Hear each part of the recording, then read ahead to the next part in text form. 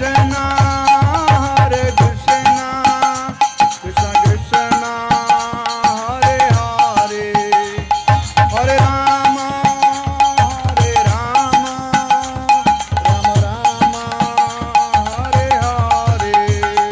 Hare Krishna, Krishna Krishna, Hare Hare, Hare Rama, Rama Rama, Hare Hare. जय ओम विष्णुपाद ब्रह्मस्पराजकाचार्य स्वामी grace ईश्व भक्ति वेदांत स्वामी प्रभुपाद की जय। अनंत कोटि वैष्णव वृंद की जय। नमस्कार श्री हरिदास ठाकुर की जय। निताई गौर हरि प्रेमानंदे हरि हरि। वो हारमोनियम का कवर लाओ, इसको ऊपर करो।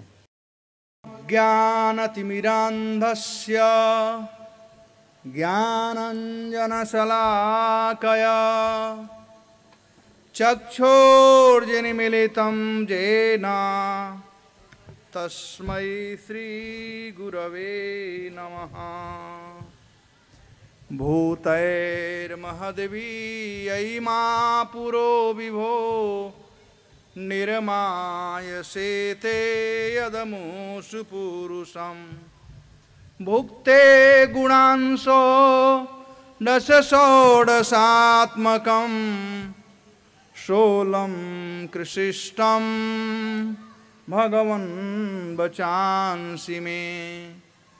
गुरवे गौरचन्द्राय राधिकायै तदालये कृष्णाय कृष्णभक्ताय तद्भक्ताय नमो नमः। वाञ्छाकल्पतरुभ्यश्च कृपासिन्धुभयेम च पतितानां पावनेभ्यो वैष्णवेभ्यो नमो नमः। नीलाम्बुजश्यामलकोमलाङ्गं सीतासमारोपितवामभागं पाणौ महासायकचारुचापं नमामि रामं रघुवंशनाथं। जय श्री कृष्ण चैतन्य प्रभो नित्यानंद श्री अद्वैत गदाधर श्रीवासदि गौर भक्तवृंद। हरे कृष्णा कृष्णा कृष्णा हरे हरे, हरे राम राम राम हरे हरे। हरे कृष्णा कृष्णा कृष्णा हरे हरे, हरे राम राम राम हरे हरे। हरे कृष्णा कृष्णा कृष्णा हरे हरे, हरे राम राम राम हरे हरे। तो कल हम लोग कथा सुने थे कि कैसे श्रृंग ऋषि को कपट से महाराज रोमपाद अपने राजधानी में लेकर के आए थे। महाराज रोमपाद को भय बना हुआ था। हालांकि जब ऋषि श्रृंग आए तब बहुत जोर से वर्षा हुई और जो सूखा पड़ा था सब किसान लोग, सब जनपदवासी सब बड़े प्रसन्न हुए। लेकिन राजा को भय था। देखिए, जब भी हम कोई गलत काम करते हैं तो सदैव भय बना रहता है। जो लोग भय मुक्त होना चाहते हैं उन्हें गलत काम नहीं करना चाहिए। सिंपल तरीका। और भय से कोई सुखी नहीं रहता है, दुखी रहता है, टेंशन में रहता है। हमारे चारी जी बैठे हुए हैं, पता नहीं हमसे क्यों इस बार छिप करके पीछे बैठते हैं। चारी जी, आपसे मिलूंगा बाद में, तो वो बता सकते हैं, चारी जी बता सकते हैं कि यदि कोई गलती करता है तो कितना भय बना रहता है। छोटा बच्चा भी यदि कुछ गलती कर देता है, जानता है कि मेरे मां बाप हैं, लेकिन उस समय मां बाप का प्रेम उसे याद नहीं आता है, बल्कि मां बाप उसके लिए जमराज जैसे लगते हैं यदि कुछ बच्चा गलती कर दे तो। इतना भय होता है। कृष्ण को ही, कृष्ण जब मटकी तोड़ दिए तो उन्हें बहुत भय हुआ। वे भागे कि मैया देख लेगी, गुस्सा आया, मटकी तो तोड़ दिए। मटकी टूट गया तो उन्हें बहुत भय हुआ कि मैया जरूर आज हमारा खैरियत बनाएगी, तुझा झापड़ देगी जरूर। डर गए और भागे। और जब मैया के हाथ में छड़ी देखे तो भगवान रोने तक लगे। जो मैया के लिए कृष्ण प्राण थे, तो अपना प्रिय भी क्यों न हो, लेकिन कुछ गलती कर दें, किसी प्रकार का गलती, झूठ बोलना भी गलती है, चोरी करना भी गलती है।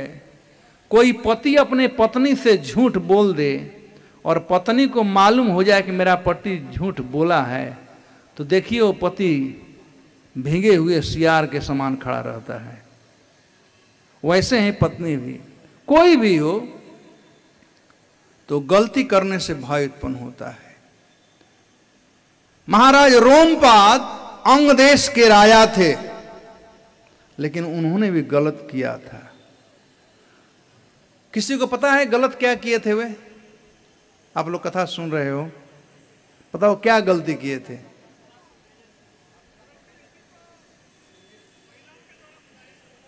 हाँ, वो वेश्याओं को भेज कर करके और ऋषि श्रृंग को अपने यहां बुलाए थे। धन्यवाद, इसका मतलब आप लोग सुन रहे हो। क्योंकि उनके पिता जो विभांडक मुनि थे, वे नहीं चाहते थे कि ऋषि श्रृंग का संपर्क किसी महिला से हो। उनके विरुद्ध एक कार्य था। तो रोमपाद को बहुत भय था। दो भय था, एक तो ऋषि श्रृंग से भय था और एक भय था उनके पिता से। यदि ऋषि श्रृंग को पता चल गया कि छल से मुझे यहां बुलाया गया है, तो ये बड़ा प्रतापी ऋषि है, जिसके आते ही इंद्रदेव प्रसन्न हो गए, वो क्या नहीं कर सकता है। और इसके पिताजी को जब मालूम हो जाए तो और हो जाएगा। तो पिता को और इनको दोनों को शांत करने के लिए ऋषि ने क्या किया, उनका समुचित स्वागत किया और अर्घ निवेदन किए, उन्हें अर्पण कराए और उनसे वरदान मांगे कि आप और आपके पिताजी मुझ पर प्रसन्न हों। तो ऋषि ने कहा कोई बात नहीं, बताइए क्या हम कर सकते हैं। तो उन्होंने कहा कि आप हमारे यहां आए। देखिए राजा थे, और पहले के राजा बड़े प्रतापी राजा हुआ करते, झूठ उठ नहीं बोलते थे। लेकिन कहा जाता है कि मरता क्या नहीं करता, वो परिस्थिति थी। अपने लिए ऐसा काम नहीं करते, लेकिन प्रजा का काम था। तो सब बात बताए। तो ऋषि सिंह कहे कोई बात नहीं, यदि हमारे आने से वर्षा हो गया और हमारे आने से लोक कल्याण होता है, तो साधु का जीवन तो इसीलिए है। साधु का जीवन पर कल्याण के लिए है। ये दूसरे का कल्याण हो रहा है तो मेरा सौभाग्य है। तो राजा ने कहा यहां तक तो ठीक था, बात यह भी था कि यदि आप हमेशा चाहते हैं कि आपके राज्य में सुख समृद्धि बना रहे तो एक बात यह भी था कि आप अपने कन्या, आपकी बेटी जो शांता है, उसका विवाह ऋषि सिंह से करा दीजिएगा। तो उन्होंने कहा कि आपने हमारे लिए इतना किया, हमारे प्रजा के लिए इतना किया, हमारा भी कुछ धर्म है, हम भी कुछ आपके लिए करना चाहते हैं। और आप ऋषि कुमार हैं, आप अविवाहित हैं, और मेरे पास गुणवती, रूपवती, शीलवती मेरी ये पुत्री है शांता। मेरी इच्छा है कि आप इसको अपना धर्म संगनी बना लें। ऋषि को मालूम भी नहीं था कि धर्म संगनी की पत्नी किसे कहते हैं, बिल्कुल सही में अनभिज्ञ थे। कोचिंग करना पड़ा रोमपाद को कि पत्नी किसे कहते हैं, बताना पड़ा, सिखाना पड़ा। तो वे स्वीकार कर लिए और विवाह कर करके सुखपूर्वक ससुराल में ही रहने लगे। उनको यही मालूम ससुराल में नहीं रहना चाहिए। सबसे यदि दुख का बात है किसी के लिए तो वह है कि ससुराल में रहना पड़े। ससुराल में रहना बहुत दुखदाई। लोग बात करना शुरू करते हैं और अच्छा नहीं होता ससुराल में रहना। एनीवे, इस प्रकार से जीवन यापन कर रहे थे। तो ये अंग देश में यह हो गया। अब आगे सुमंत जी महाराज दशरथ से जो बात कहने जा रहे हैं, मानो महाराज दशरथ करेंगे ठीक है, आपने रोम पद के विषय में बता दिया, आपने मेरे पुत्री के विवाह के बारे में बता दिया, लेकिन इससे मेरा क्या लेना देना है। मैं तो चाहता हूं कि एक अश्वमेध यज्ञ किया जाए जिससे कि भगवान विष्णु प्रसन्न हो और भगवान विष्णु के कृपा से हमें पुत्र रत्न की प्राप्ति हो। तो महाराज दशरथ को पुनः सुमंत जी बता रहे हैं, कहे नहीं नहीं, अब तक से मैं आपको आधा कहानी बताया हूं, आधा कहानी अब बताने जा रहा हूं, आप ध्यान से सुनिए। जो कि मैंने सुना था जहां पर ब्रह्मा के पुत्र सनत कुमार ऋषि लोग देवताओं के बीच में जो बात कह रहे थे, कहते हैं भूय एव हि राजेंद्र शृणु मे वचनहितं यथा सदेव प्रवरः कथयामास बुद्धिमान। देव प्रवर, देवताओं में सर्वश्रेष्ठ और बुद्धिमान सनत कुमारों ने जो बात आगे कही थी, हे महाराज, उस बात को आप लोग ध्यानपूर्वक, आप उसे ध्यानपूर्वक सुने। उसको सुना रहा हूं। यह बात आपसे संबंधित है, इसलिए मैं वह महाराज रोम पद का बात बताया और मैं आपसे संबंधित बात को बताने जा रहा हूं। इक्ष्वाकुणाम कुले जातो भविष्यति धार्मिकः नाम्ना दशरथो राजा श्रीमान सत्य प्रतिश्रवा। सनत कुमारों ने कहा कि इक्ष्वाकु वंश में भविष्यति मतलब होंगे, भविष्य में सुधार्मिक, अत्यंत धार्मिक राजा होंगे और जिनका नाम होगा दशरथ। तो यह आपके संबंधित बात है, आपके विषय में सनत कुमारों ने कहा था यह बात। और अंगराज से क्या या ऋषि श्रृंग से क्या संबंध है आपसे, वह आगे बतला रहा हूं। कहते हैं अंगराजेन सख्यम च तस्य राज्ञो भविष्यति। महाराज दशरथ का मित्रता अंगराज, अंग देश के राजा रोमपाद से हो गए। कन्या च अस्य महाभागा शांता नाम भविष्यति। अस्य शब्द का दो अर्थ हो सकता है। यहां पर स्पष्ट नहीं कह रहे हैं कि वह जो कन्या होगी जिसका नाम शांता होगा वह किसकी कन्या होगी, रोमपाद की होगी कि दशरथ की होगी। कहते हैं अस्य, जो जन्म दिया होता है वह भी माता पिता होते हैं, और जो पालन करते हैं वे भी माता पिता होते हैं। जैसे कुंती के पिताजी थे महाराज शूरसेन, और वे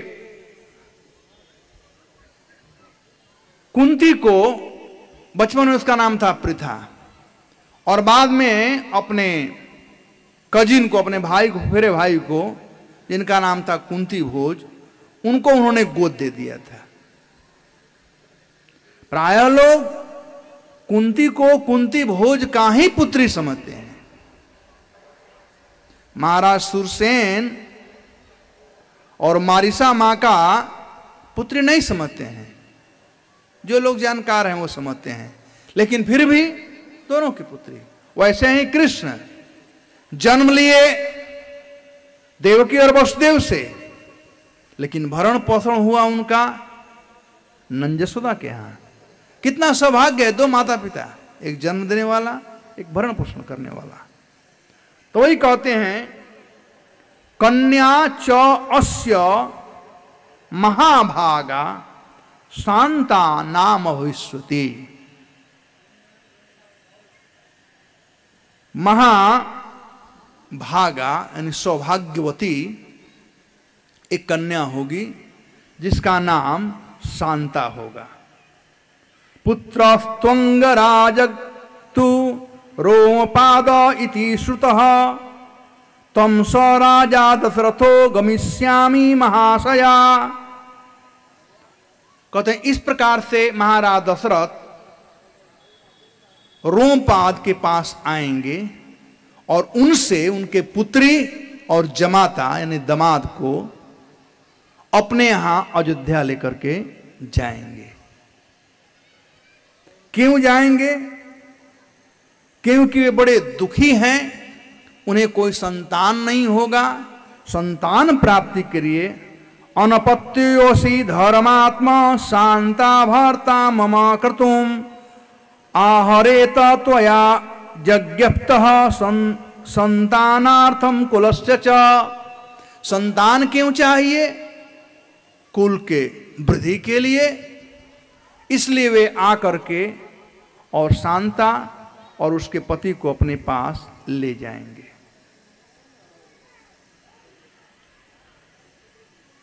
प्रतिगृहं तम च तम विप्रम स्वराजा विगत ज्वरः आहरिष्यति तम यज्ञ प्रहिष्येण आंतरात्मना।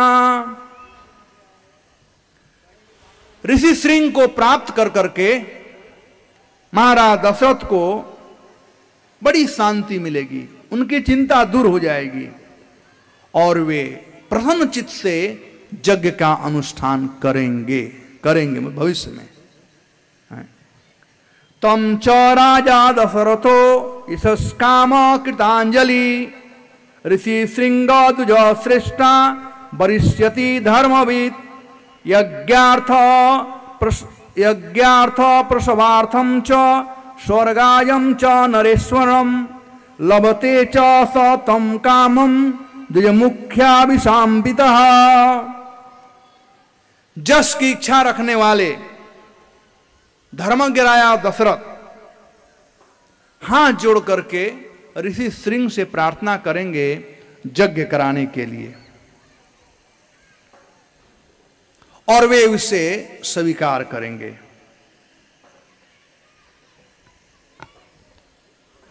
श्रृंग ऋषि के यज्ञ से दशरथ को दो वस्तुओं की प्राप्ति होगी। एक पुत्र की प्राप्ति होगी और दूसरा स्वर्ग की प्राप्ति होगी। देखिए, अश्वमेध यज्ञ कोई सामान्य यज्ञ नहीं है, सब लोग नहीं कर पाते हैं।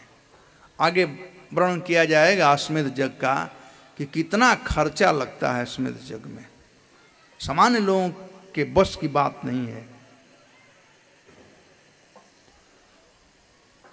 तो अश्वमेध यज्ञ से स्वर्ग की प्राप्ति होती है। पुत्रांश्च भविष्यन्ति चत्वारो अति विक्रमः वंश प्रतिष्ठानकरः सर्वभूतेषु विश्रुतः एवं स देव प्रवरः पूर्वकथितवान् कथान् सनत कुमारो भगवान पुरा देव जुगे प्रभो। अब पूरा बात स्पष्ट कहते हैं कि हमने अभी सुना था कि वे लोग कहे थे, चतुष्कुमार लोग कहे कि उस यज्ञ से महाराज दशरथ को 4 पुत्रों की प्राप्ति होगी। महाराज दशरथ से समंत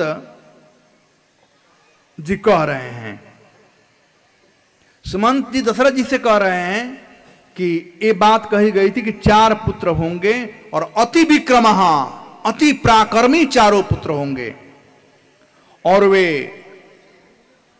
वंश का नाम बढ़ाएंगे। हमें कुलीन बनना चाहिए। किसी ने कहा है हमें कुली नहीं बनना चाहिए, कुलीन बनना चाहिए। कुली का मतलब होता है, देखें ना रेलवे स्टेशन पर, मतलब को ढोने वाला। हमें ढोने वाला नहीं बनना चाहिए, हमें कुलीन बनना चाहिए। भार तो ढोना ही पड़ेगा, घर गृहस्थी का भार ढोना पड़ेगा। जब समाज में है, समाज का भार ढोना पड़ेगा, लेकिन अपने कुल परंपरा को भूलना नहीं चाहिए। भार ढोना खराब नहीं है, कुली बनना खराब नहीं है, लेकिन कुलीनता को नहीं त्यागना चाहिए। तो ये 4 जो कुमार होंगे ये कुलीन होंगे। वंश प्रतिष्ठान अकरा, वंश का प्रतिष्ठा आगे बढ़ाएंगे और सर्वभूतेषु विश्रुता, और समस्त प्राणियों के बड़े प्रिय होंगे, ऐसा हमने सुना है। विश्रुता, ऐसा हमने सुना है। तो मानो दशरथ जी कहते हैं, अरे आखिर आप कब सुने थे? आपने सुना है तो कब सुने थे? कहते हैं एवं सौ देव प्रवर पूर्व कथितवान कथान, यह कथा पहले मैंने देव प्रवर यानी देवताओं में श्रेष्ठ भगवान सनत कुमारों के मुख सुना था। सनत कुमारो भगवान पूरा देव जुगे प्रभो। पूरा ये त्रेता युग था और पूरा मतलब उसके पहले, त्रेता युग के पहले युग जिसको देव युग कहा जाता था। सतयुग का नाम था देव युग। तो एक कथा सतयुग में कही गई थी, जिस कथा को सुमंत्र जी दशरथ महाराज से कह रहे हैं। कहते हैं देव जुगे प्रभु, हे सर्वशक्तिशाली महाराज, यह कथा सतयुग में कही गई थी। अब कथा पूरा सुना लिए महाराज दशरथ के विषय में और ऋषि श्रृंग के विषय में। कहते हैं अब आपने सुन लिया और जैसा मैंने सुना था घटना ठीक वैसे ही घटा है। ऋषि श्रृंग अंग देश आ गए हैं। ऋषि श्रृंग का विवाह आपकी पुत्री शांता से हो गया है, आपके वो जमाता हैं और आज के दिन वे अंग देश में निवास कर रहे हैं। यही बात है। अब आगे का बात, जब यहां तक सही आया तो आगे भी सही आएगा। जैसे हम लोग कभी जाते हैं और कोई आदमी रास्ता बतलाता है, रेलवे स्टेशन का मान लीजिए रास्ता, आप घर से निकलोगे तो आपके दाएं साइड में एक स्कूल मिलेगा, कुछ आगे जाओगे तो बाएं साइड में एक शिव जी का मंदिर मिलेगा, फिर और आगे जाओगे तो बहुत बड़ा बिल्डिंग मिलेगा। यदि आप घर से निकलो हो, नए जगह पर हो, और यदि वैसे ही वस्तुएं प्राप्त होती है, घर से निकलते ही स्कूल दिखाई पड़ा, शिव जी का मंदिर दिखाई पड़ा, बड़ा बिल्डिंग दिखाई पड़ा, तो हम लोग क्या सोचते हैं? सही रास्ता चल रहे हैं ना। लेकिन स्कूल नहीं दिखाई पड़ा, कहते कोई बात नहीं, चलो मंदिर देखते हैं। मंदिर भी नहीं दिखाई पड़ा, वो बिल्डिंग भी नहीं दिखाई पड़ा, कहते हैं कि रास्ता गड़बड़ है कहीं पर, हम कहीं लेफ्ट जाने के बजाय राइट चल दिए हैं। ये सब कुछ दिखाई पड़ता है, सत्य मानते हैं। ठीक वैसे ही इसी सिद्धांत के अनुसार सुमंत्र जी कह रहे थे कि महाराज दशरथ यथावत वैसे ही होते आया हुआ है। इस सतयुग में कहा गया था विभांडक मुनि के ही पुत्र हैं ऋषि श्रृंग, उनको लाने के लिए वेश्याएं गई थी, ये भी बात सही है। वेश्याएं उनको लेकर के आई, ये भी बात सही है। शांता से उनके आते ही वर्षा हुआ, ये भी बात सही है। शांता से विवाह हुआ, ये भी बात सही है। जब इतना सही है तो आपके 4 पुत्र को प्राप्ति के लिए आपके 4 पुत्र होंगे, ये भी सही है। और उसके लिए यज्ञ करेंगे, वो भी सही है। 2 यज्ञ हुआ है, एक यज्ञ हुआ है अश्वमेध यज्ञ और दूसरा यज्ञ हुआ है पुत्रेष्ठी यज्ञ, पुत्र प्राप्ति का यज्ञ। तो जो अश्वमेध यज्ञ हुआ है उस यज्ञ के आचार्य थे वशिष्ठ जी। वशिष्ठ जी की अध्यक्षता में वह यज्ञ हुई थी। और जो पुत्रेष्ठी यज्ञ था उस यज्ञ के आचार्य थे ऋषि श्रृंग। दोनों यज्ञ का एक ही ध्येय था। अश्वमेध यज्ञ का भी ध्येय था भगवान विष्णु को प्रसन्न करना और विष्णु के प्रसन्नता से पुत्र प्राप्ति का वरदान प्राप्त करना। और पुत्रेष्ठी यज्ञ का भी यही बात था कि पुत्र की प्राप्ति करना। अब उन्होंने कहा कि महाराज अब देर मत कीजिए, क्योंकि महाराज दशरथ सभी मंत्रियों से, सभी गुरुओं से, सबको बुला करके, सभी ऋषियों को, पुरोहितों को बुला करके उनसे सलाह लेकर के, और अश्वमेध यज्ञ के लिए तो बिल्कुल तैयारी हो चुकी थी। अश्वमेध यज्ञ करना है, सब लोग तैयार हो गए थे, डेट फिक्स हो गया था, स्थान फिक्स हो गया था। लेकिन पुत्रेष्ठी यज्ञ जो करना है, ये बात सामंत जी अभी बता रहे हैं।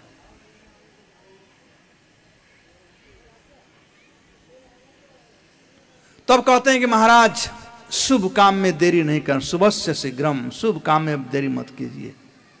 अब चलिए, आप तैयार हो जाइए। सौतम पुरुष शार्दुलम समानय सुसत्कृतम स्वमेव महाराज गत्वा सबलवाहन। ऋषि पूरा देखिए, जब हम किसी से कुछ काम कहने के लिए कहते हैं तो आधा कहकर नहीं छोड़ना चाहिए, पूरा बतला देना चाहिए। हमें देखिए ना, एक कह दिए सुमंत्र जी की उनको बुलाइए, वे आएंगे, यज्ञ कराएंगे, तब आपको पुत्र की प्राप्ति होगी, ऐसा मैंने सुना है। और बुलाने के लिए राजा हैं, वो वशिष्ठ जी को भेज सकते हैं, सुमंत जी को भेज सकते हैं, सैनिकों को भेज सकते हैं,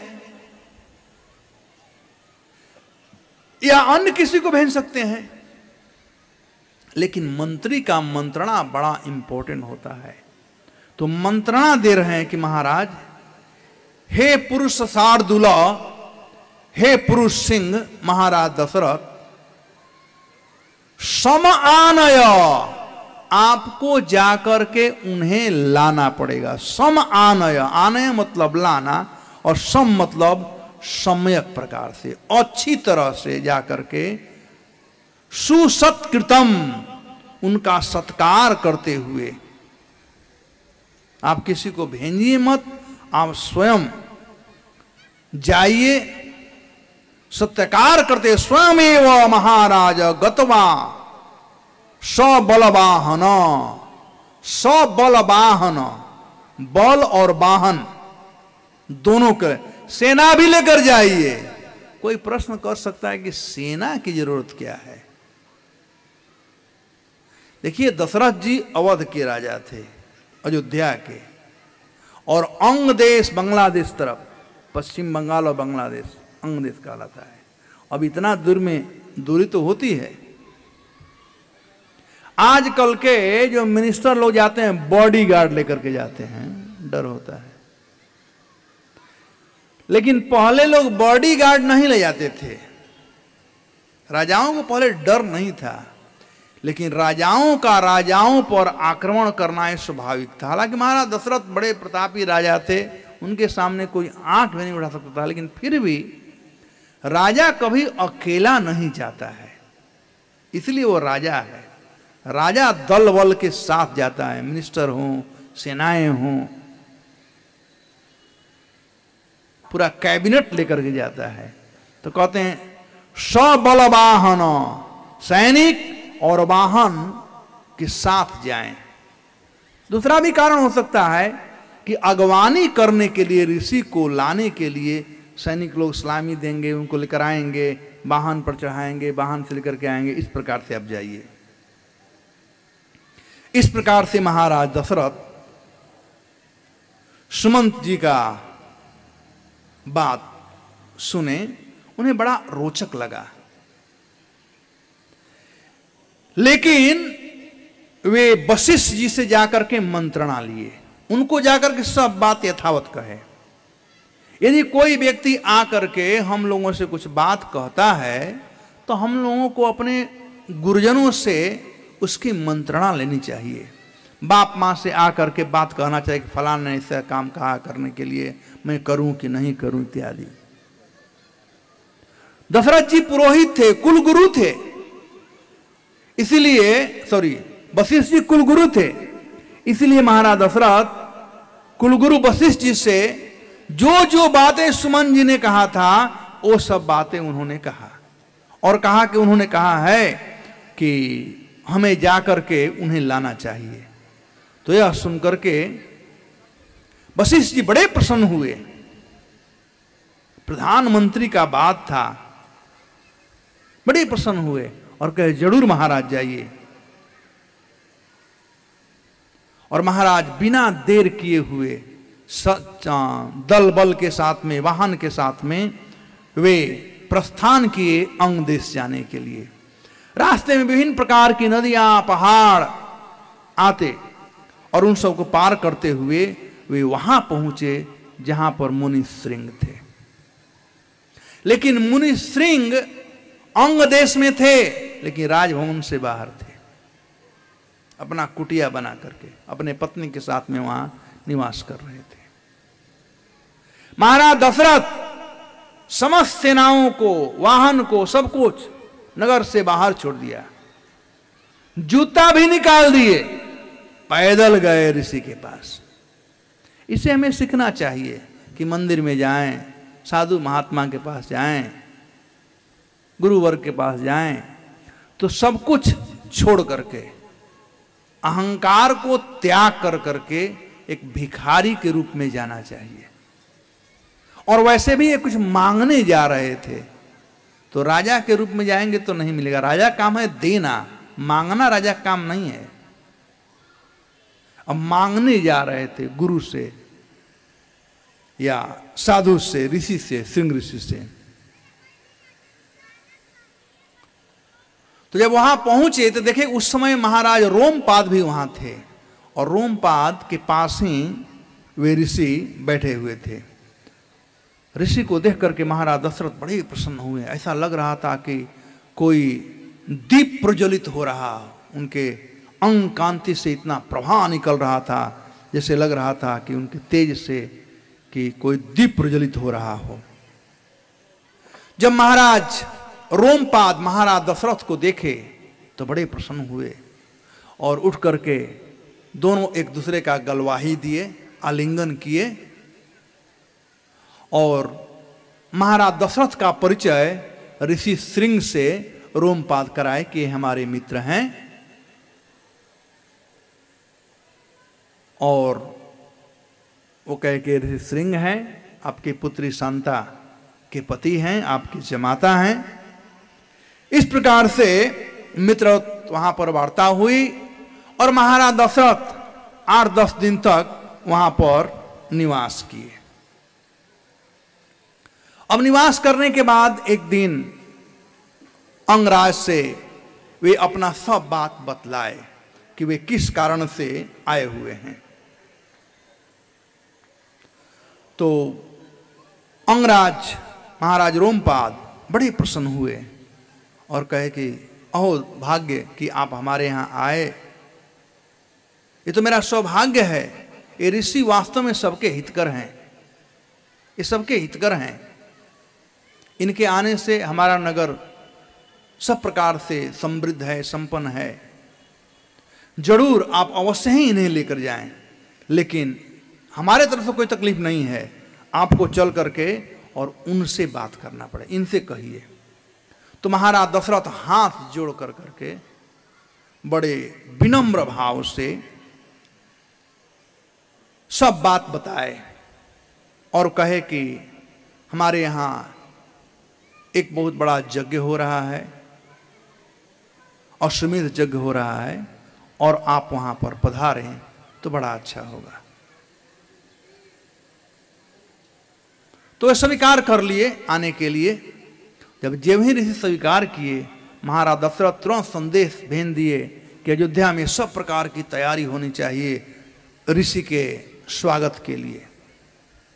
तो तुरंत खबर आ गया और अयोध्या शहर दुल्हन के समान सजाया गया।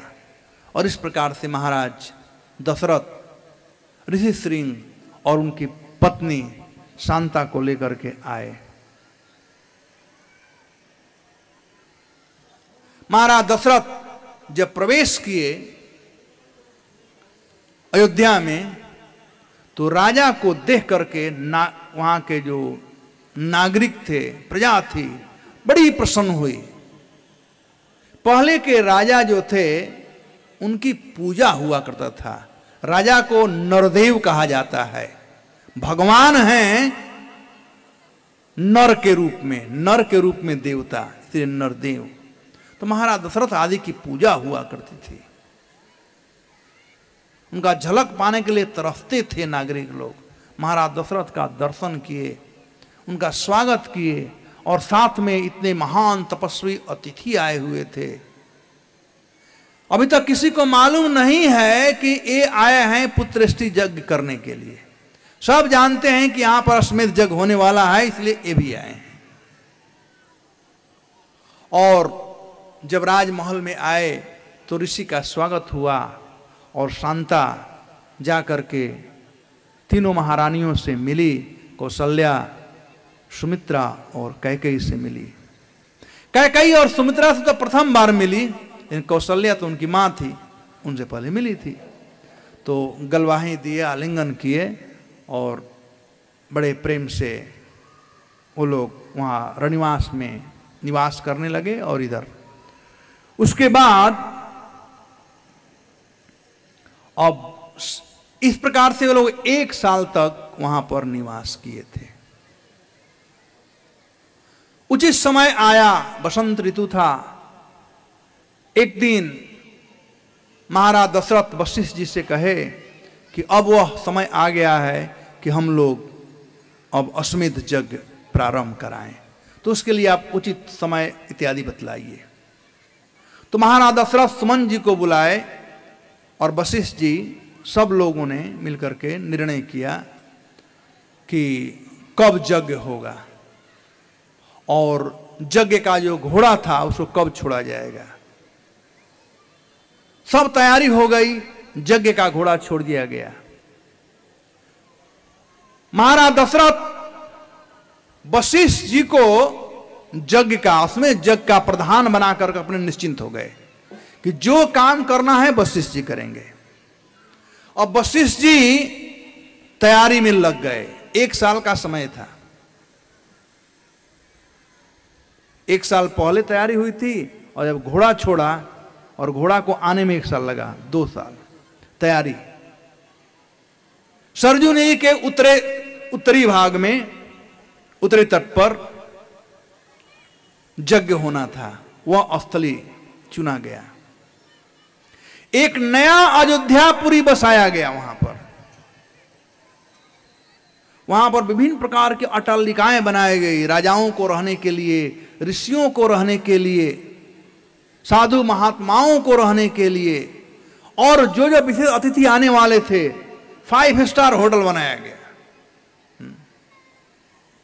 और उस वहां निवास स्थान में खाने पीने के जितनी वस्तुएं थी, उस सब की भली भांति व्यवस्था की गई, वहां तैयारी की गई। यज्ञ के लिए जो जो सामग्रियों की आवश्यकता थी, उन सामग्रियों को प्रोक्योर कर लिया गया, प्राप्त कर लिया गया उन सामग्रियों को। और अब उन्होंने कहा कि अब ऋषियों को आप बुलाइए। अब ऋषि लोग आए और ऋषियों के सामने वशिष्ठ जी यह बात कहे, जिसमें ऋषि श्रृंग सभी ऋषियों के बीच में बैठे हुए थे। ऐसे लग रहे थे जैसे ताराओं के बीच में चंद्रमा विद्यमान हो। और सरजू नदी के उत्तर किनारे ये जगभूमि का जो प्रस्थान किया गया था, वहां पर सर्वथा प्राप्य से पुत्र चतुस्रो अति विक्रमात् यशते धर्म की बुद्धिर इयम पुत्रम आगतः। तो जितने भी ऋषि महर्षि सब लोग आशीर्वाद देने लगे महाराज दशरथ को इस कार्य के लिए। अब तो दशरथ जी वहां पर नहीं थे, केवल ऋषि लोग थे, और कहे कि हाँ जरूर ये 4 पुत्रों के पिता होंगे, जैसा इनका धार्मिक विचार है। जब यह बात, इसकी सूचना जब राजा को मिली, तो राजा बड़े प्रसन्न हुए और वे कहे कि आप समस्त गुरुजनों को, जितने लोग आए हुए हैं, उन लोगों को सेवा में कोई कमी नहीं रहनी चाहिए, सब प्रकार से सेवा हो उन लोगों का। यहां तक कि यज्ञ देखने वाले भी यदि कोई आएगा, सामान्य से सामान्य व्यक्ति, कोई शत्रु भी आ जाए, तो उस समय भी उसका सत्कार होना चाहिए। कोई भूखा नहीं रहना चाहिए, सबके लिए पर्याप्त मात्रा में, प्रचुर मात्रा में सब कुछ रखा गया। 1 साल हो गया, घोड़ा आ गया था। यज्ञ का घोड़ा निर्विघ्न रूप से सब जगह से घूम करके अब आ गया था। वशिष्ठ के अध्यक्षता में यज्ञ प्रारंभ हुआ, लेकिन उससे पहले ऋषि लोग तो आ ही गए थे। वशिष्ठ जी चूंकि अध्यक्ष थे, तो उन्होंने कहा कि समस्त सगे संबंधियों को बुलाना चाहिए। पहले कहा कि जनकपुर के राजा महाराज जनक को बुलाना चाहिए, क्योंकि जनक जी भी यज्ञ करने वाले हैं, और जनक जी को भी एक पुत्री प्राप्त होगी। जैसे इनको पुत्री, वैसे इनको पुत्र, वैसे उनके पुत्री प्राप्त होगी। क्योंकि रामायण की सार्थकता तब होगी जब सीता जी होंगी। बिना सीता के, जब मैं पहले दिन बताया था कि रामायण का अर्थ है राम अयण और रामा अयण इति रामायण। राम और सीता का जो निवास स्थान है वह है रामायण। यह राम और सीता का जो प्रस्थान है वह है रामायण।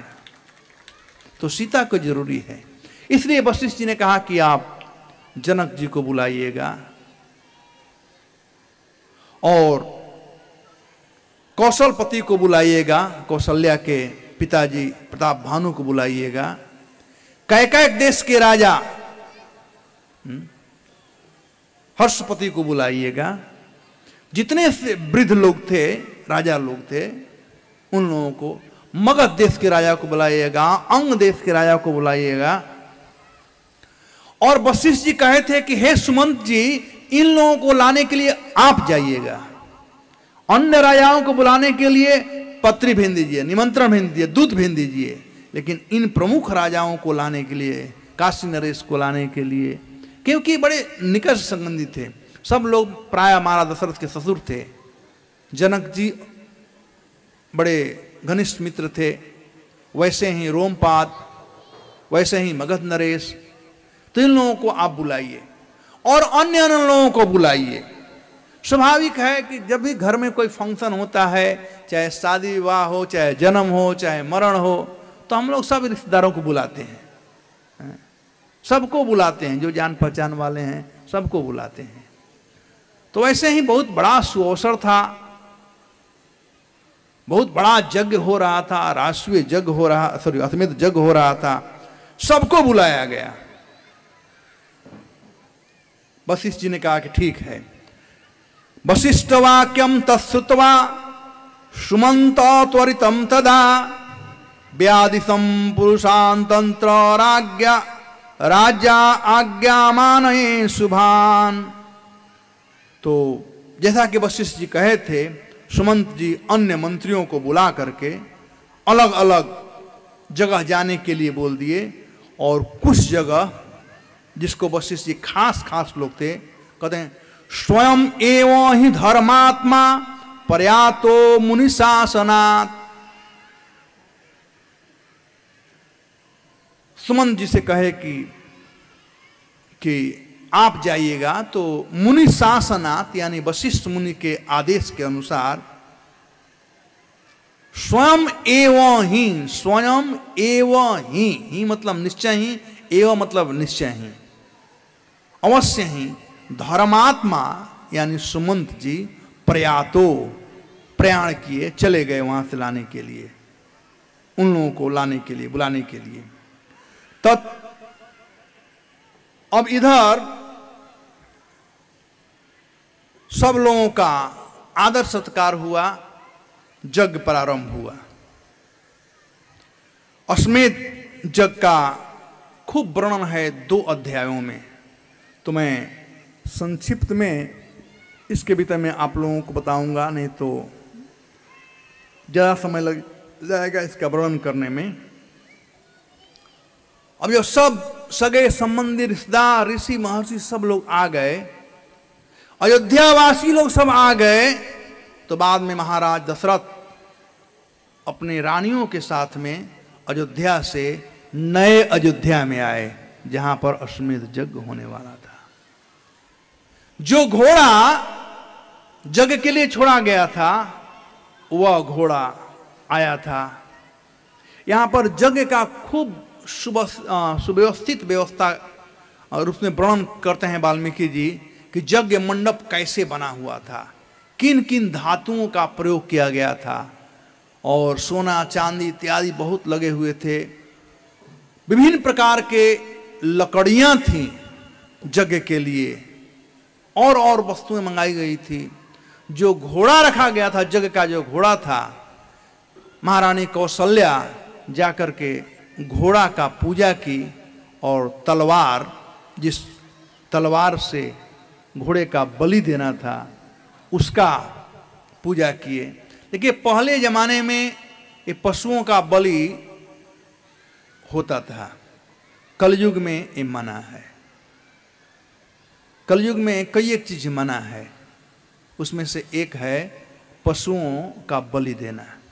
लेकिन सतयुग और त्रेता में जब पशुओं का बलि दिया जाता था, तो उसके बदले में उन लोगों को नया देह मिलता था।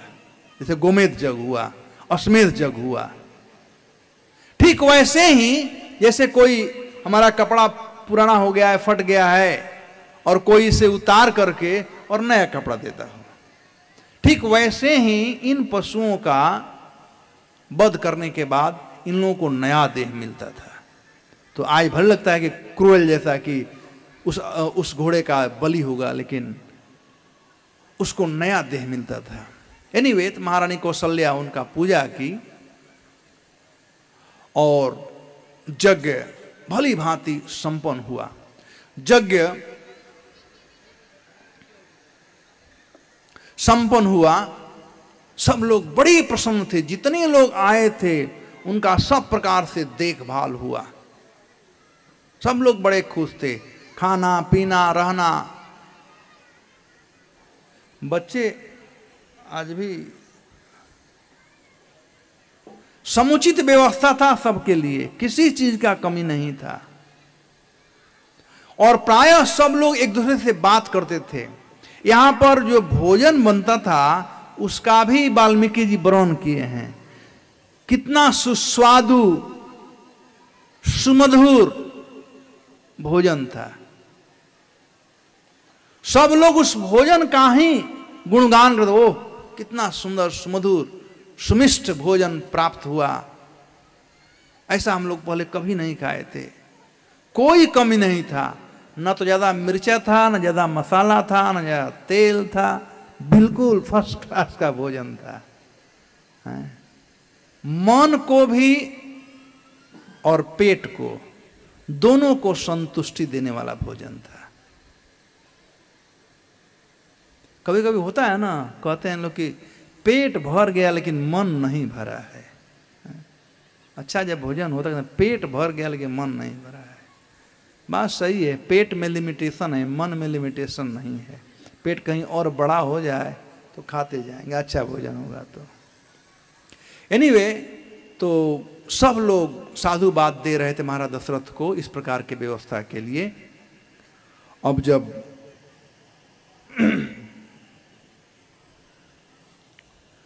यज्ञ समाप्त हो गया तो दक्षिणा का समय आया।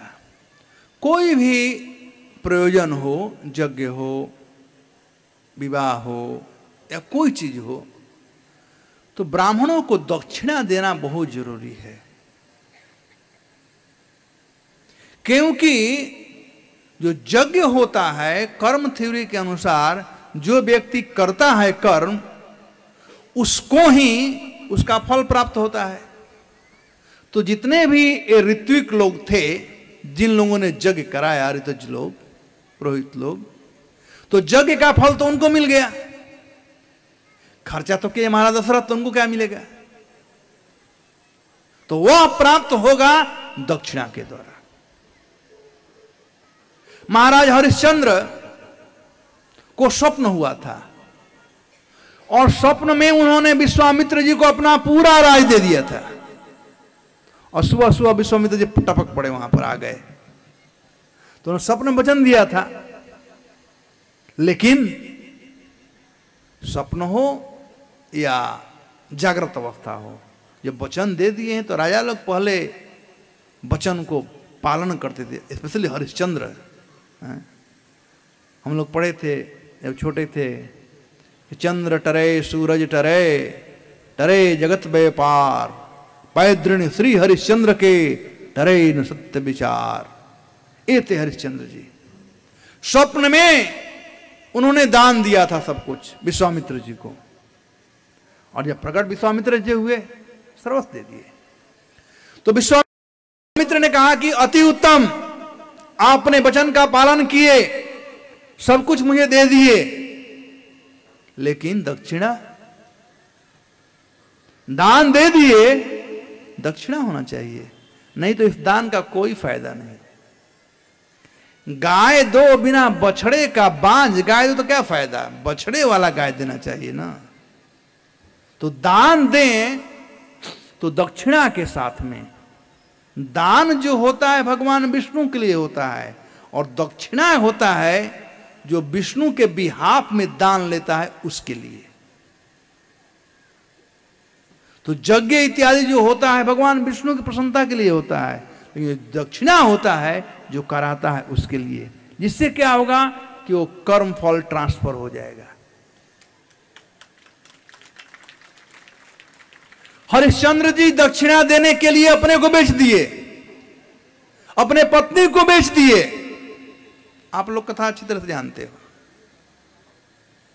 तो इस प्रकार से महाराज दशरथ दक्षिणा में अपने समस्त राज को दान दे दिए, सब भूमि को दान दे दिए, सब दान दे दिए। यहां वर्णन किया गया एक ऐसा व्यक्ति था जो पीछे से आया, सब कुछ दे दिया गया था, उसको देने के लिए कुछ भी नहीं था। महाराज के हाथ में जो कंगन था वो कंगन निकालकर उसको दे दी। एक तरह से उस दिन महाराज कंगाल हो गए, तो कुछ भी नहीं था, राजा थे, सब कुछ दक्षिणा में दे दिए थे, लेकिन फिर भी राजा राजा ही होता है। सर्वे भूमि गोपाल के। हम लोग हड़प कर बैठे हैं, समझते हैं मेरा फ्लैट है, मेरा घर है, लेकिन है उनका ही। और उसी सिद्धांत के अनुसार आज भी सब भूमि गवर्नमेंट की ही है। मैं डेली यहां मॉर्निंग वॉक करने जाता हूं, ये माइक्रो इंक वाला जो है ना, वहां पर क्रिकेट ग्राउंड है, तो 2 दिन से पूरा खुदाई हो रहा है। किस लिए? कि उसमें वो दमन पानी जाएगा, यहां से पीने का पानी जाएगा। तो वैसे ही मैं वॉचमैन से पूछा कि ये किस लिए हो रहा है। इतना अच्छा व्यवस्था किया गया था, क्रिकेट ग्राउंड था, फर्स्ट क्लास का रोड था, सब तोड़ दिया गया। तो कहा, वॉचमैन कहा कि स्वामी जी ये गवर्नमेंट का प्रोग्राम है, ये दमन पानी जा रहा है, इसके लिए तो गवर्नमेंट खुदवा रही है। तो मैंने कहा बड़ा अच्छा बनाया गया था। कि हाँ क्या करें, गवर्नमेंट का है तो करना ही पड़ेगा ना, वहां तो कुछ कोई कर नहीं सकता है। बात सही है, ये जमीन गवर्नमेंट की है। जब इंफ्रास्ट्रक्चर बनाना पड़ेगा, रोड मान लीजिए रोड बनाना पड़ेगा, तो बिल्डिंग तोड़ना पड़ेगा। कोई नहीं कह सकता है कि भले कहीं जाओ, कोर्ट जाओ, कहीं जाओ, लेकिन जमीन गवर्नमेंट की है, उसके बिहाफ में हम लोग कार्य करते हैं। जैसे इस्कॉन सोसाइटी है, मैं अपने भक्तों से कहता हूं ये मंदिर हम लोगों का नहीं है, ये गवर्नमेंट की है। हम इस्कॉन एक ट्रस्ट है और चैरिटी कमिश्नर इसका मालिक है। हम लोग ट्रस्टी हैं, बस उसका रक्षा करना, उसको आगे बढ़ाना हमारा काम है। लेकिन जिस दिन इसको अपना मानेंगे, गड़बड़ हो जाएगा। तो सब भूमि गोपाल की है, सब भगवान की है, और भगवान रक्षा करने के लिए देते हैं राजाओं को, इसलिए वे नरदेव कहलाते हैं। और उनका काम है रक्षा करना, बस उसको हड़पना नहीं कि मेरा जमीन है। और ब्राह्मण लोग भगवान के प्रतिनिधि होते हैं, तो उन्होंने दान दिया। दान का मतलब होता है विष्णु को दिया गया वस्तु। तो ब्राह्मणों को दान दिया विष्णु को देने के लिए। और यही है भक्ति। हमारे गुरु जी कहते हैं कि लोग गंगा जी में जाते हैं, गंगा जी में स्नान करते हैं, और गंगा जी के पानी से गंगा जी का पूजा करते हैं। अपने घर से क्या लेकर के आए, लेकिन वो गंगा जी के भक्त कहलाते हैं, उनको भक्ति का फल मिलता है। अपने घर तो कुछ लाए नहीं। वैसे ही सब भगवान का है, और भगवान को अर्पण करो। तदयम वस्तु गोविंदम तुभ्यमेव समर्पयेत। यही तो भक्ति है। भक्ति कोई बड़ा चीज नहीं है, बिल्कुल कोई कर सकता है। हम लोग प्रत्येक दिन खाते हैं, उसमें तुलसी पत्र डाल करके भगवान को भोग लगा दें और खा लें, क्या तकलीफ है? यही तो भक्ति है। हम कहते प्रसाद खाने मंदिर जाएंगे, अरे घर में प्रसाद बना लो। तो महाराज दशरथ सब कुछ दान दे दिए, लेकिन ये जो साधु महात्मा थे, ऋषि लोग थे, ये भी कोई लालची लोग नहीं थे। वे लोग कहे कि महाराज हम तो आश्रम में रहने वाले हैं, इतना हम लेकर क्या करेंगे, हमारा तब भ्रष्ट हो जाएगा। हम लोगों को उतना ही लेना चाहिए जितना से अपना काम चल जाए। अंग्रेजी में कहावत है, bite what you can chew. मुंह में उतना ही डालो जितना से मुंह कम चला सको। बच्चों ऐसा खूब डाल लो कि मुंह चले या नहीं, तो क्या फायदा। संतोष बहुत जरूरी है। जो संतोषी व्यक्ति है वो सबसे सुखी व्यक्ति है। भगवान वामन देव बलि महाराज से कहे, बलि महाराज वामन देव को सब कुछ देने के लिए तैयार थे, कहे तुम्हें जो चाहिए मांग लो।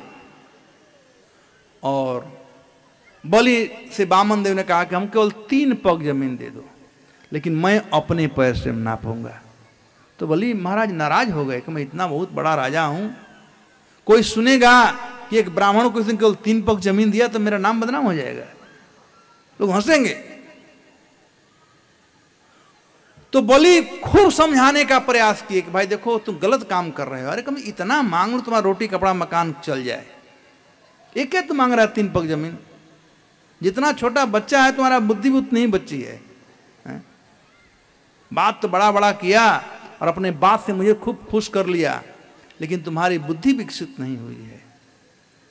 तो भगवान वामन देव बलि महाराज के माध्यम से हम लोगों को बहुत सुंदर उपदेश दिए हैं संतोष के विषय में। यदि कोई संतोषी व्यक्ति है वो हमेशा खुश रहेगा, लेकिन संतोष नहीं है, ये सब समुद्र सब द्वीपों का राज दे दिया जाए तो भी वह खुश नहीं हो सकता है। तो संतोष बहुत जरूरी है। तो ब्राह्मण लोग संतोष के लिए जाने जाते हैं, ब्राह्मण संतोष होता है। तो बलि महाराज ये जितने ऋषि लोग थे वे महाराज को सब कुछ लौटा दिए, और उसके बाद आगे क्या होगा वह कथा कहेंगे, लेकिन थोड़ा उससे पहले कीर्तन करेंगे। ये कहाँ चले गए सब भक्त लोग कीर्तन करने वाले? उन लोगों के पैर में कोई लगा हुआ है चक्कर। और अन्य जितने लोग होते हैं उनको फल प्राप्त होता है नाम संकीर्तन से। भागवत महापुराण का जब कथा समाप्त हो चुका तो सुखदेव गोस्वामी कह रहे थे, अंतिम श्लोक है भागवत महापुराण का, कहते हैं नाम संकीर्तन जस्य सर्व पाप प्रणाशनम। जहां पर नाम संकीर्तन होता है सब पाप खत्म हो जाते हैं। तो नाम संकीर्तन ये जो अश्वमेध यज्ञ हुआ वो तो दशरथ जी को उसका फल मिलेगा, वो दान दे दिए, लेकिन आप लोग सुने उनके लिए क्या फल मिलेगा, और वह है नाम संकीर्तन। ठीक है ना? चलो 5 मिनट कीर्तन करते हैं ताली बजा करके, और प्रेम सब लोग आओ। हरे कृष्णा कृष्णा कृष्णा हरे हरे, हरे राम राम राम हरे हरे। हरे कृष्णा कृष्णा कृष्णा हरे हरे, हरे राम राम राम हरे हरे। हरे कृष्णा कृष्णा कृष्णा हरे हरे, हरे राम राम राम हरे हरे। हरे कृष्णा कृष्णा कृष्णा हरे हरे, हरे राम राम हरे हरे। हरे कृष्णा कृष्णा कृष्णा हरे हरे, हरे राम राम राम हरे हरे। हरे कृष्णा कृष्णा कृष्णा हरे हरे, हरे राम राम हरे हरे। हरे कृष्णा कृष्णा कृष्णा हरे हरे, हरे राम राम राम हरे हरे। हरे कृष्णा कृष्णा कृष्णा हरे हरे, हरे राम राम हरे हरे। हरे कृष्णा कृष्णा कृष्णा हरे हरे, हरे राम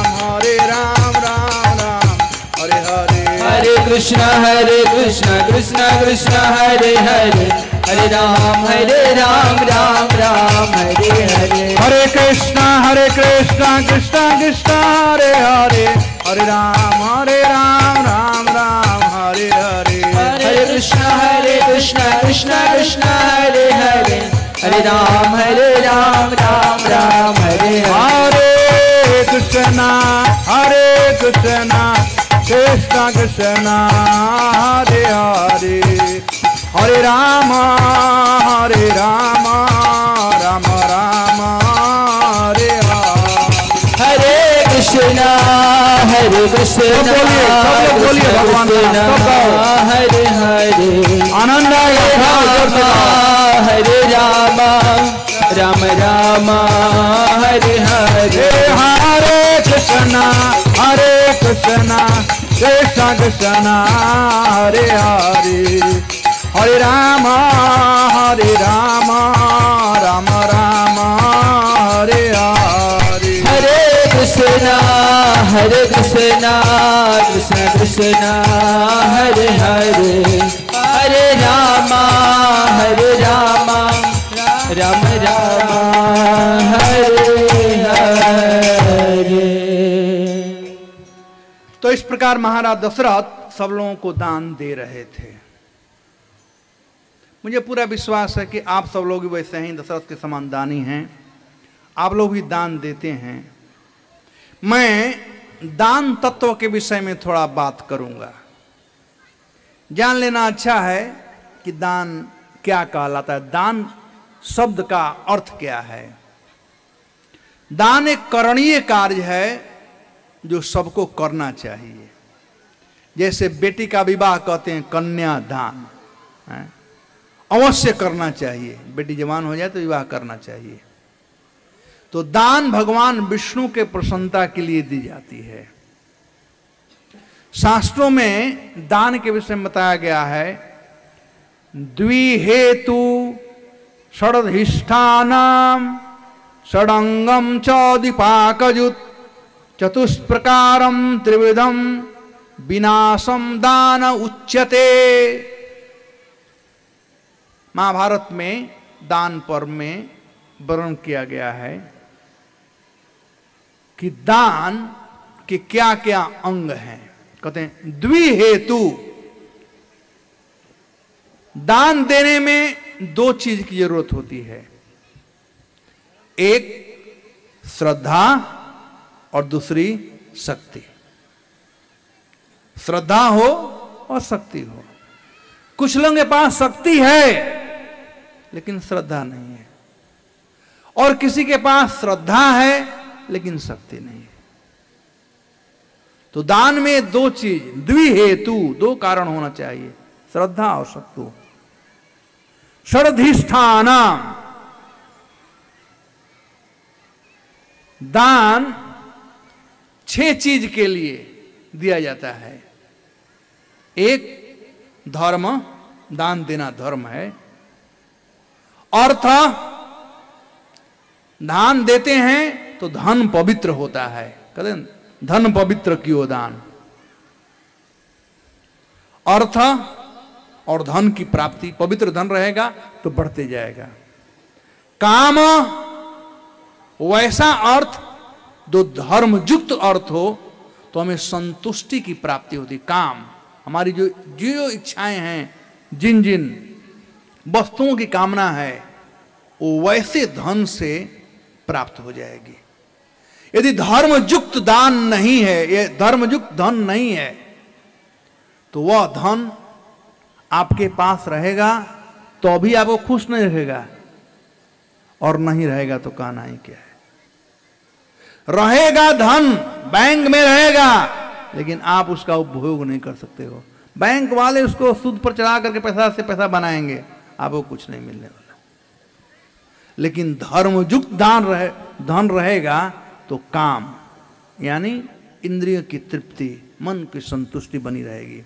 तो धर्म, अर्थ, काम और मोक्ष, ये दान जो है वो मोक्ष का भी साधन है। ये 3 चीज है, तप, यज्ञ और दान। किसी को नहीं त्यागना चाहिए। साधु भी क्यों न हो, उसको भी करना चाहिए। मनीषी नाम साधु को भी करना चाहिए। यज्ञ, तप, दानम। उसके बाद चौथा अंग है हर्ष, सॉरी 5वां हर्ष। आनंद मिलता है दान देने से, बड़ी प्रसन्नता होती है दान दे करके। और छठा अंग है भय, भय से मुक्ति होती है दान देने से। क्योंकि मैं शुरू में कहा था, भय तब होता है जब गलती करते हैं। लक्ष्मी अपनी नहीं है, किसकी है? नारायण की है। तो लक्ष्मी को नारायण को देंगे तो भय नहीं रहेगा, लेकिन चोरी करके अपने पास रखने जैसे रावण रखा था तो भय बना रहेगा। तो दान के षडधिष्ठानाम, ये 6 मुख्य कारण है, 6 वस्तुएं प्राप्त होती हैं। षडंगम, दान के 6 अंग होने चाहिए। क्या क्या? दाता, देने वाला, प्रतिगृहता और लेने वाला। शुद्धि, शुद्ध दान होना चाहिए। धर्मयुक्त, धर्म के लिए ये दान हो। देय वस्तु, तो जेने जो वस्तु है वही दान देना चाहिए, देश और काल के अनुसार। द्विपाक, दान देने से द्विपाक, 2 प्रकार की प्राप्ति होती है, एक इहलोक और परलोक। इस संसार में है तो आनंद पूर्वक इस संसार की प्राप्ति हमें होगी, आनंद की प्राप्ति होगी, और देह छोड़ने के बाद भगवत धाम की प्राप्ति होगी। चतुष्प्रकारम, 4 प्रकार के दान होते हैं। ध्रुव दान, जैसे मंदिर बनाना है, ये ध्रुव दान कहलाता है। त्रिक दान, तालाब खुदवाना, बगीचा लगवाना, गौशाला बनवाना या पेड़ पौधा लगाना, ये सब त्रिक दान है। हॉस्पिटल, स्कूल, कॉलेज बनाना दान नहीं कहलाता है। ये शास्त्र में इसे सहयोग कहते हैं, चैरिटी कहते हैं। डोनेशन और चैरिटी में अंतर होता है। काम्य, किसी कामना से हमने कह दिया कि भगवान ये काम हो जाएगा तो मैं ये काम करूंगा, 1.25 लाख का लड्डू चढ़ाऊंगा, 1.25 मन का लड्डू चढ़ाऊंगा, कामना से। और नैमित्तिक, किसी निमित्त, जैसे मकर संक्रांति है दान देंगे, एकादशी है दान देंगे। चतुष्प्रकार, 4 प्रकार के स्थान है जहां दान दिया जाता है। त्रिनाशम, त्रिविधम, 3 प्रकार के दान होते हैं, उत्तम, मध्यम और कनिष्ठ।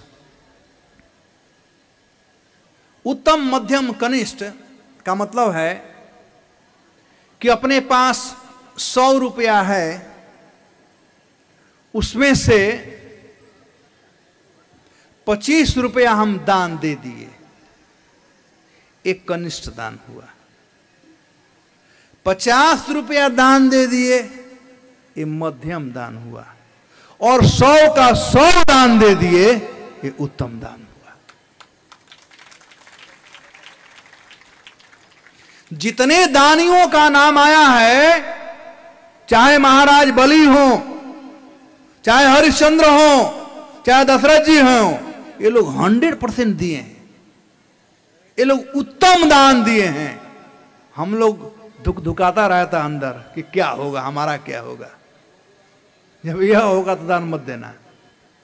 अब वो आगे आ रहा है, त्रिनाशम दान उच्यते, और दान ऐसा चीज है जो आपको नष्ट भी कर देगा, सावधान न रहो तो। कौन कौन, कैसे, प्रतिपत्ति में? त्रिनाशम, दान देकर के पछताना।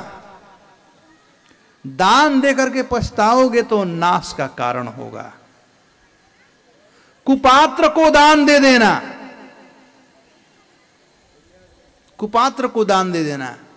दान विष्णु के लिए है, लेकिन कोई अपने काम में लगाता है, शराब पीता है, वेश्यावृत्ति करता है, मांस खाता है। पद्म पुराण में वर्णन किया गया है कि देने वाले और लेने वाले दोनों नरक के भागी होते हैं। तो कुपात्र को दान नहीं। और तीसरा, श्रद्धा विहीन दान। अरे हरे कृष्ण वाले आ गए, महाराज जी आ गए, चलो दे देते, श्रद्धा नहीं है दे देते। तो ये 3 प्रकार का जो दान है, यह व्यक्ति का नाश करने वाला दान है। तो ये दान के तत्व हैं। द्विहेतु, 2 कारण हैं दान के, श्रद्धा और शक्ति। श्रद्धिष्ठानम, धर्म, अर्थ, काम, मोक्ष, हर्ष और भय से मुक्ति। षडंगम, 6 अंग हैं। दाता होना चाहिए, लेने वाला होना चाहिए, शुद्ध वस्तु का दान हो, धर्म परायण दान हो, देय वस्तु हो और देश और काल हो। द्विपाक दान का लक्ष्य क्या है, फल क्या होता है? इस संसार में सुखी रहेंगे और संसार छोड़ने के बाद भगवत धाम को प्राप्त करेंगे। चतुष्प्रकार 4 प्रकार का दान होता है। नैमित्तिक दान, एकादशी हुआ, मकर संक्रांति हुआ, उसके अनुसार। काम्य दान, कोई कामना के लिए हमने भगवान से मनौती किया था, उसके लिए। ध्रुव दान, मंदिर बनवाना इत्यादि। त्रिक दान, गौशाला, वृक्ष लगाना, तालाब खुदवाना, कुआं खुदवाना, ये सब। और त्रिविधम, उत्तम दान, मध्यम और कनिष्ठ दान। और त्रिनाशम, 3 दान के ऐसे चीजें जो नष्ट करते हैं व्यक्ति को। दान देकर पछताना, कुपात्र को दान देना और श्रद्धा विहीन दान देना। तो ये दान के तत्व हैं। महाराज दशरथ इसमें से उत्तम दानी थे, सब कुछ अपना दे दिए थे, हैं? और ये ऋषि लोग, ये ब्राह्मण लोग जो थे, वो भी कोई कपटी नहीं थे, वो भी कोई लालची नहीं थे कि हाँ बहुत कुछ मिल गया, चलो 7 पीढ़ी बैठे खाएगी। ऐसे नहीं थे वे लोग भी। वो लोग त्यागी थे। शास्त्र कहता है कि हमें वही वस्तु अपनाना चाहिए जो हमारे भक्ति में साधक बने, भक्ति में को वृद्धि करे। जो वस्तु भक्ति में बाधक बनती हो उसे स्वीकारना नहीं चाहिए। मेन चीज है भक्ति को बढ़ाना, भक्ति को संचित कर कर रखना। तो ऋषि लोग जानते हैं कि धन दौलत जो है ये किसी को सुखी न किया है न कर सकता है। तो उन्होंने कहा कि महाराज ये अपना काम नहीं है, राजा आप हो, हम लोगों को इसका जरूरत नहीं है, ये सब पृथ्वी आप ही रखो, ये सब कुछ आप ही रखो।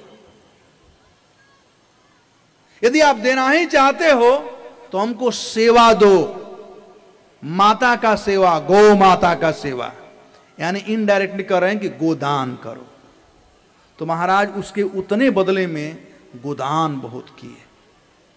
और फिर वे ऋषि लोग, जितने लोग थे, वो लोग स्वीकार भी नहीं किए। वहां पर वशिष्ठ जी और ऋषि श्रृंग के हाथ में दे दिए कि आप बांट लीजिए, आप बांटिए। सबको मिला था, लेकिन नहीं कहे हमको ये दिए, हमको ये दिए, नहीं, ऐसा बात नहीं है, आप बांटिए। तो वास्तव में बांट करके खाने में, बांट करके रखने में जो आनंद आता है, अकेले खाने में मजा नहीं आता है, बांट कर खाने में आनंद आता है। तो सीखना चाहिए इससे।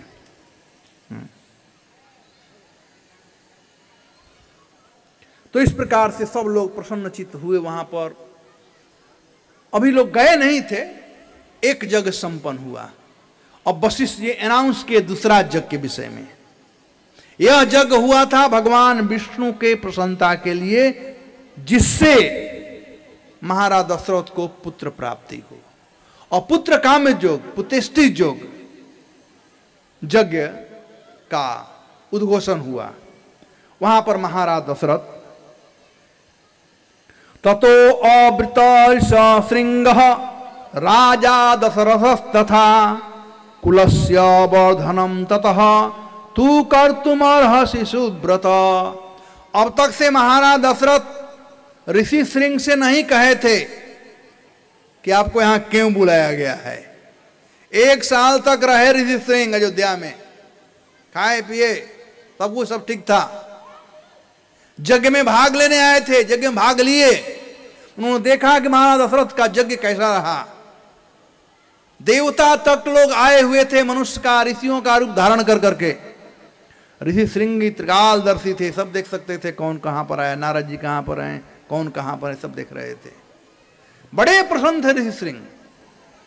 यह यज्ञ होने के बाद महाराज दशरथ, देखिए अश्वमेध यज्ञ के जो प्रमुख थे वे थे वशिष्ठ जी। अब दूसरा यज्ञ होने आ रहा है और उस यज्ञ के प्रमुख हैं ऋषि श्रृंग। तो उनसे अब पूछ रहे हैं, कहते हैं कि ततो अब्रवीत ऋषि श्रृंग राजा दशरथ तथा मतलब बाद में राजा दशरथ हाँ जोड़कर कहते हैं, कुलस्य वर्धनम ततः तू कर तुमरसी सुव्रत। हे सुव्रती, हे उत्तम व्रत वाले, उत्तम व्रत का पालन करने वाले श्रृंग, आप वह कार्य संपन्न करें जिससे मेरी कुल परंपरा का वृद्धि हो। कुलस्य वर्धनम, आप उसका संपादन करें। तो ऋषि भी समझ गए कि क्या कहना चाहते हैं। तथेति च स राजान उवाच सत्तमः, तथेति यानी तथास्तु। ऋषि तुरंत स्वीकार कर लिए कि इतने गदगद ऋषि थे, इतने खुश थे, फर्स्ट क्लास का रहने का व्यवस्था था, फर्स्ट क्लास का खाने का व्यवस्था था, फर्स्ट क्लास का यज्ञ हुआ, सब लोग बड़े प्रसन्न थे, विभिन्न लोकांतर से लोग आए थे, सबको महाराज ने दान दिया, उत्तम दान दिया, सब कुछ आनंद का ही विषय था। तो स्वाभाविक है कि उनके मुख से तथास्तु निकल गया। तथेति च स राजान उवाच सत्तमः भविष्यन्ति सुता राजन चत्वार ते कुलोद्भः। जो बात सुमंत जी पहले कहे थे, ठीक वही बात कह रहे हैं कि महाराज मैं आपके मन स्थिति को समझ सकता हूं। महाराजा ने कहा था कुलस्य वर्धनम, कुल की वृद्धि जिसमें हो। तो उन्होंने कहा कि भविष्यन्ति सुता राजन, हे महाराज आपको जरूर पुत्र होंगे। कितने होंगे? चत्वार, 4 बेटे होंगे। ते कुलोद्भः, वे ही आपके कुल का भार ढोएंगे, वे आपके कुल को आगे बढ़ाएंगे। स तस्य वाक्यम मधुरम निशम्य प्रणम्य तस्मै प्रयतो नृपेन्द्र जगाम हर्ष परमं महात्मा तम ऋषि श्रृंगम पुनरप्युवाच।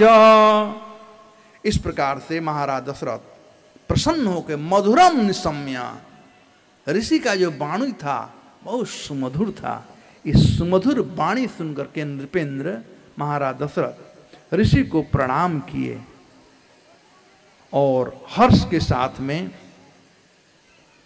उस यज्ञ का अनुष्ठान प्रारंभ कराए। अब यज्ञ का अनुष्ठान प्रारंभ हुआ। मेधावी तू ततो ध्यात्वा सा किंचिदम उत्तरम लब्ध संज्ञस्तम तू वेदज्ञ नृप अब्रवीत। ऋषि बड़े मेधावी थे, वेदों के ज्ञाता थे। वो ध्यान लगा करके भविष्य में क्या होने वाला है सब कुछ जान गए, सब कुछ जान गए। और इस प्रकार से उन्होंने कहा कि मैं आपके लिए अथर्ववेद से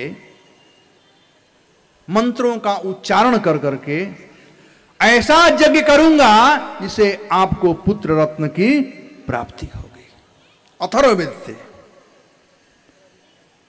तो अब मंत्रियों को बुला करके राजा तुरंत, एक यज्ञ खत्म हुआ, अब दूसरे यज्ञ का तैयारी हो गया। अब यज्ञ प्रारंभ हो गया और ऋषि समस्त देवी देवताओं को उन लोगों का भाग देने लगे और सब लोग आकर के अपना अपना भाग प्राप्त किए। और सब देवता लोग प्रसन्न होकर के ब्रह्मा जी के पास गए और ब्रह्मा जी के पास कह रहे हैं, देखिए भगवान विष्णु प्रसन्न हैं, भगवान विष्णु अश्वमेध जग से प्रसन्न है महाराज दशरथ से। कनेक्शन देखिए, यहां पर पुत्रेष्टि यज्ञ हो रहा है पुत्र प्राप्ति के लिए, वहां विष्णु तैयार हैं आने के लिए, लेकिन वो तब आएंगे जब कोई बुलाएगा। तैयार हैं बैठे हुए आने के लिए, तब आए जब कोई बुलाएगा। तो वही बुलाने के लिए यज्ञ हो रही है वास्तव में। तो सब ऋषि लोग, सब देवता लोग रावण, सॉरी बोल रहा, सब देवता लोग ब्रह्मा जी के पास गए और ब्रह्मा जी के पास जाकर के और अपना दुखड़ा सुनाने लगे। कहते हैं, भगवन् तत्प्रसादेन रावणो नाम राक्षसः सर्वानो बाधते वीर्यान् शासितु न च चक्षुना। हाँ, जोड़कर कहते हैं ब्रह्मा जी से कि हे ब्रह्मा जी, आपके कृपा प्रसाद से रावण नाम का जो प्रतापी राक्षस है वह अपने शक्ति से सब लोगों पर दादागिरी कर रहा है, आजकल के भाषा में अत्याचार कर रहा है, इतना पराक्रमी है, सब लोगों को दबा रहा है। त्वया तस्मै वरो दत्तः प्रीतेन भगवंस्तथा मान्यन्तं तम नित्यं सर्वतस्य क्षमामहे। आपसे आशीर्वाद प्राप्त कर करके, और वह किसी का आदर नहीं करता है, किसी को सम्मान नहीं करता है, सबको अपमानित करता है, ऋषियों को दंडित करता है, यक्ष गंधर्व ब्राह्मण सब लोगों को पीड़ित और अपमानित करता है। अरे उसके डर से सूर्य भी तप नहीं पा रहे हैं, वायु भी जोर से नहीं चल पा रहे हैं, समुद्र की लहर भी जोर से नहीं आ पा रहे हैं, सब भय से स्तब्ध हैं।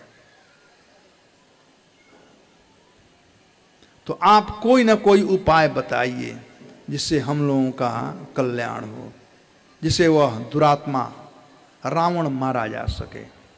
तो ब्रह्मा जी ने तथास्तु कहा कि ठीक है, अब मैं इसके लिए कुछ उपाय सोचता हूं। तो ब्रह्मा जी ने कहा कि जब आशीर्वाद रावण को दिया जा रहा था, सोच लिए ब्रह्मा जी, हाँ हाँ हाँ हाँ, जब वो अमरत्व का वरदान मांग रहा था तो आशीर्वाद में थोड़ा गलती उसने मांगने में थोड़ा गलती किया है। कहते हैं, न कीर्तयद्यवज्ञातः तदरक्षो मानुषस्तथा तस्मा स मानुषावाद बध्यो मृत्यु अन्योसन विद्यते। कहते वो मनुष्यों का सम्मान नहीं करता था, वो मनुष्यों को तुच्छ समझता था। तो बंदर और मनुष्य के अलावा कि वो कहा था कि इससे मृत्यु ना हो, कि मनुष्य कुछ कर नहीं सकते हैं, बंदर तो बंदर है।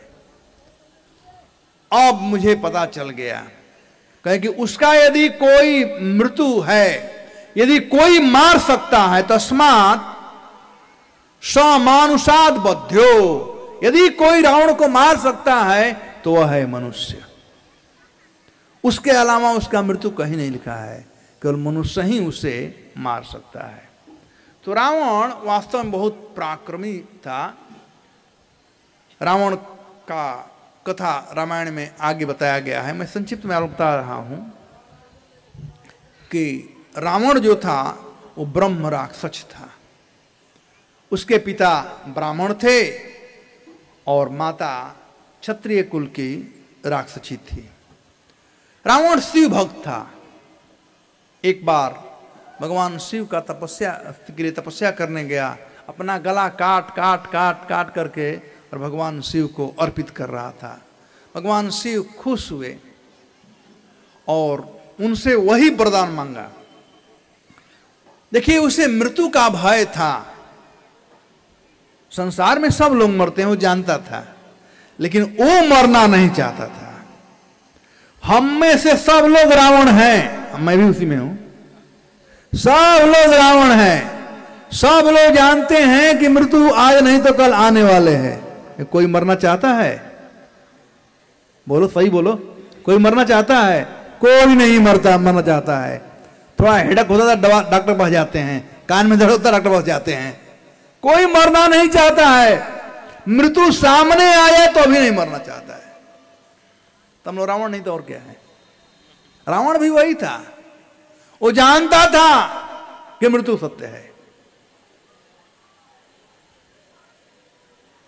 लेकिन वो मरना नहीं चाहता। भगवान शिव से कहा मुझे अमृत का वरदान चाहिए।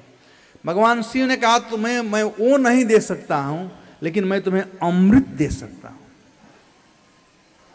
और जब भी तू कोई मारेगा तो उस अमृत के रहते तुम मरोगे नहीं। तो रावण उस अमृत को अपने नाभि में रखा था संचित कर कर, और ब्रह्मा जी से वरदान मांगा प्रसन्न कर करके। तो कहा वो किसी से न मजे, मनुष्यों का कोई सम्मान ही नहीं करता था। तो ब्रह्मा जी को वह बात याद आया कि हाँ हाँ, इसको मनुष्यों से डर नहीं था, तो मनुष्य ही मार सकते हैं। तो इस प्रकार से बहुत तपस्या रावण किया था। यह रावण का कुंडली इस प्रकार से है कि ब्रह्मा के 10 मानस पुत्र थे जो कहलाते थे प्रजापति। उसमें से एक थे पुलस्त्य ऋषि। सप्त ऋषियों में से एक हैं। सुबह सुबह आप देखते हो आकाश में सप्त ऋषि तारा है ना, उसमें से एक हैं पुलस्त्य जी। पुलस्त्य जी के पुत्र थे विश्रवा, और विश्रवा का विवाह हुआ था कैकेसी से। कैकेसी राक्षस कुल की थी। शास्त्र में वर्णन किया गया कि ये उत्तर प्रदेश के थे बेसिकली। आज भी रावण का गांव है, बिसराखा गांव है, वहां पर रावण का जन्म हुआ था। और सुमाल्य जी कैकेसी के पिता थे, उन्हें माल्यवान भी कहा जाता था। और तो रावण के ससुर थे माल्यवान जी, और उनकी सास थी ताड़का। ताड़का का नाम सुने हैं ना? ताड़का के मारीच और सुबाहु 2 बेटे थे, और कैकेसी एक पुत्री थी। देखने में बड़ी सुंदर थी। बहुत से प्रस्ताव आए थे शादी का, यहां तक कि महाराज दशरथ के यहां भी प्रस्ताव आया था, लेकिन माल्यवान जी ठुकरा दिए थे। वो एक बहुत बलवान पति चाहते थे। तो पुलस्त्य के पौत्र विश्रवा के पुत्र रावण को उन्होंने अपना जमाता स्वीकार किया। रावण 6 भाई थे और 2 बहन। रावण के पिता कैसे के 2 पत्नियां थे, वे यक्ष और राक्षस दोनों के पिता थे। ब्राह्मण भी थे, लेकिन शादी किए थे यक्ष और राक्षस कुल के लड़कियों से। तो यक्ष कुल से जन्म लिए थे कुबेर जी। तो भी पिता एक ही थे, 2 माता थी, तो भी भाइये हुए। सौतेले भाई नहीं, सौतेले भाई नहीं, भाइये हुए। 2 माँ के होंगे सौतेले भाई कहलाते हैं? नहीं ना, बाप एक है, 2 माँ है, हाँ सौतेले भाई है, सौतेले भाई। तो कुबेर, विभीषण, कुंभकर्ण, खर, दूषण, अहिरावण, और 2 बहन थी। एक का नाम था कुंभी और दूसरे का नाम था शूर्पणखा। कुंभी का विवाह मथुरा में हुआ था। वहां एक असुर रहते थे, उनका नाम था मधु। और कुंभी और मधु के एक पुत्र थे जिनका नाम था लवणासुर। आज ही मथुरा के नजदीक वह स्थान है लवणासुर का, लोहवन कहलाता है। और बाद में कुंभी समुद्र में तपस्या करने चली गई थी। तो यह है रावण का वंशज। तो ब्रह्मा जी वही कहते हैं कि रावण मनुष्यों से नहीं मरेगा, वही वरदान मांगा था। तो यदि कोई मार सकता है तो केवल मनुष्य ही मार सकता है, और कोई नहीं मार सकता है।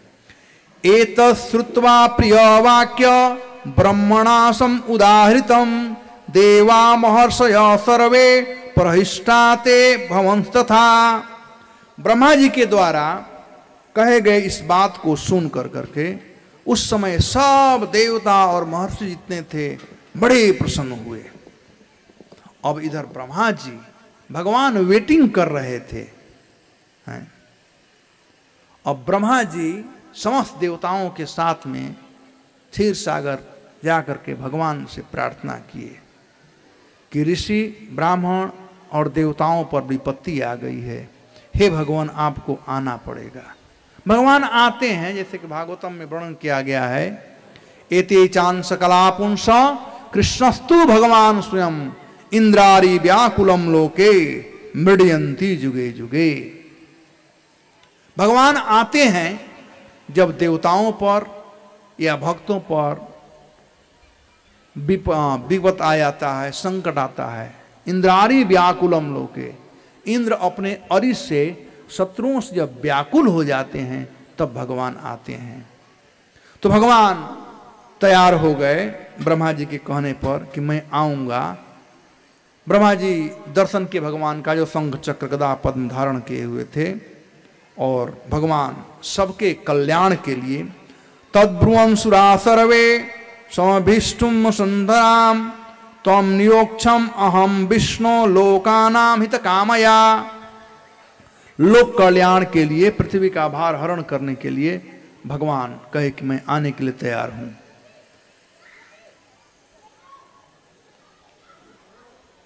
तो इस प्रकार से भगवान अब आने के लिए तैयार हो गए हैं, भगवान की तैयारी हो गई है। तो इधर अश्वमेध यज्ञ हो गया, इधर पुत्रेष्टि यज्ञ हो रहा है, और देवता लोग भी अपना काम कर रहे हैं। भगवान तो प्रसन्न थे ही, अब देवता लोग भगवान से प्रार्थना की और भगवान तैयार हो गए आने के लिए।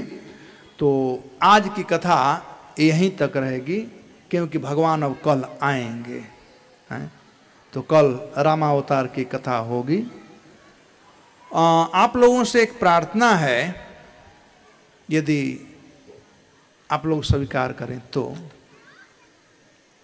परसों रामनवमी है, मेरा प्रवचन है जुहू मंदिर में। तो